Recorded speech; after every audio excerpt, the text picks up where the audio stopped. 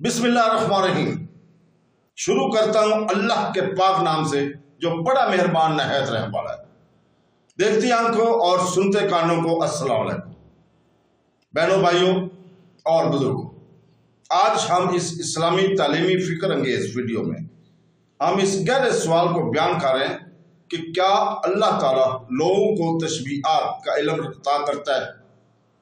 قرآن شریف کے مطابق بصیرت انگیز مباحث اور تشریحات کے ذریعے ہم الہامی حکمت اور انسانی فہم کے لیے اس کے مضمرات کو سمجھنے میں مشابہت استدلال کی اہمیت کا جائزہ لیتے ہیں۔ برائے مہربانی ہمارے ساتھ رہیں، ویڈیو کے اینڈ تک پوری ویڈیو کو دیکھیں، جیسا کہ ہم ایمان اور عقل کے درمیان تعلق کو اسلامی تعلیمات کے تناظر میں بیان کر رہے ہیں۔ تو بہنوں، بھائیوں اور دوستوں، اللہ تعالیٰ نے سورہ نساء آیت نمبر 7 میں فرمایا، جس کا ترجمہ ہے، وہی ہے جس نے تم پر یہ کتاب اتاری اور اس کی کچھ آیتیں صاف معنی رکھتی ہیں، وہ کتاب کی اصل ہے، اور دوسری وہ ہیں جن کے معنی میں اشتباہ ہے۔ تو وہ لوگ جن کے دلوں میں ٹیڑھا پن ہے، وہ لوگوں میں فتنہ پھیلانے کی غرض سے اور ان کی آیت غلط معنی تلاش کرنے کے لیے ان متشابہ آیتوں کے پیچھے پڑتے ہیں، حالانکہ ان کا صحیح مطلب اللہ ہی کو معلوم ہے، اور پختہ علم والے کہتے ہیں کہ ہم اس پر ایمان لائے۔ یہ سب ہمارے رب کی طرف سے ہے، اور عقل والے ہی نصیحت مانگتے ہیں۔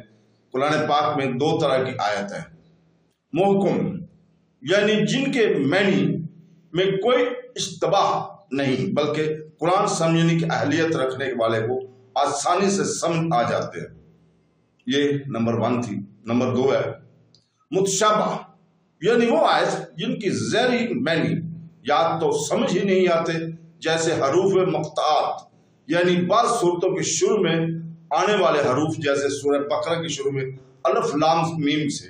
اور یہ متشابہ وہ ہے جس کی ظاہری معنی سمجھ تو آتے ہیں لیکن وہ مراد نہیں ہوتے، جیسے اللہ تعالیٰ کے ید یعنی ہاتھ اور وجوہ یعنی چہرے والی آیت، ان کی ظاہری معنی معلوم تو ہیں لیکن یہ مراد نہیں، جبکہ ان کی حقیقی مرادی معنی میں کئی احتمال ہو سکتے ہیں، اور ان میں سے کون سا معنی اللہ تعالیٰ کی مراد ہے، یہ اللہ تعالیٰ ہی بہتر جانتا ہے، یہ وہ جسے اللہ تعالیٰ اس کا علم دے۔ پہلی قسم یعنی محکم کے بارے میں فرمایا کہ یہ کتاب کی اصل ہے، یعنی احکام شریعہ میں ان کی طرف رجوع کیا جاتا ہے اور حلال اور حرام انہی پر عمل کیا جاتا ہے۔ یہاں سے 2 گروہوں کا تذکرہ ہے۔ پہلا گروہ گمراہ اور بد مذہب لوگوں کا ہے، جو اپنی خواہشات نفسیاتی کے پابندی ہیں اور متشابہ آیات کے ظاہری معنی لیتے ہیں، جو کہ صحیح گمراہی بلکہ بعض صورتوں میں کفر ہوتا ہے، یا ایسے لوگ متشابہ آیات کی غلط تعویل کرتے ہیں۔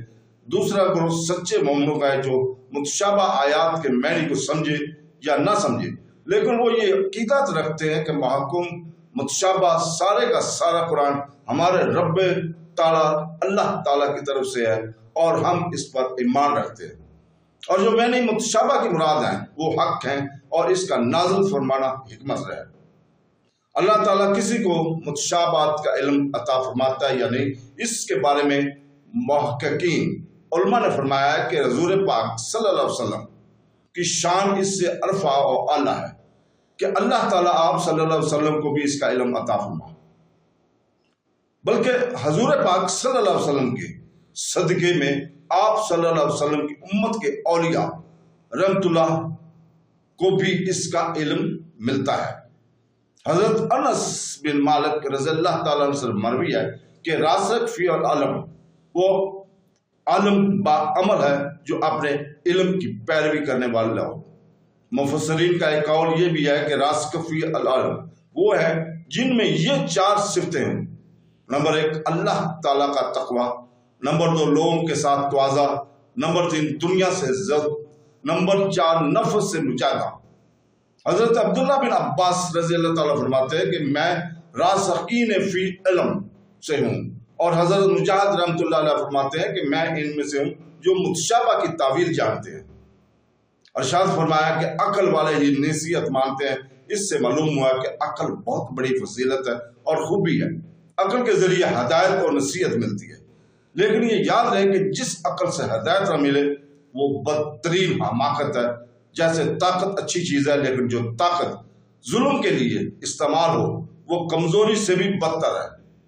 تو دوستو، اللہ تعالیٰ سے دعا ہے کہ وہ ہمیں قرآن پڑھنے، سمجھنے اور قرآن و حکیم کی اوپر ہمیں عمل کرنے کی توفیق عطا فرمائے۔ آمین ثم آمین۔ اللہ حافظ۔